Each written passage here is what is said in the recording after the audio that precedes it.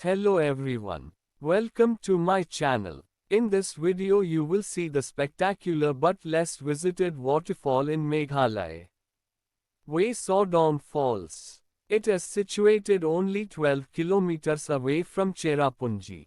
Though the road from Cherrapunji to this waterfall is not good, the view on the way is nice.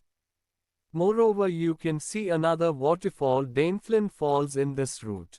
To reach Wei Sedong Falls you have to trek about 30 to 45 minutes. So it is better to lunch or take some food before starting the trek. This falls and surrounding area is so beautiful that I cannot describe its beauty in words. You must take enough time to see and feel its elegance.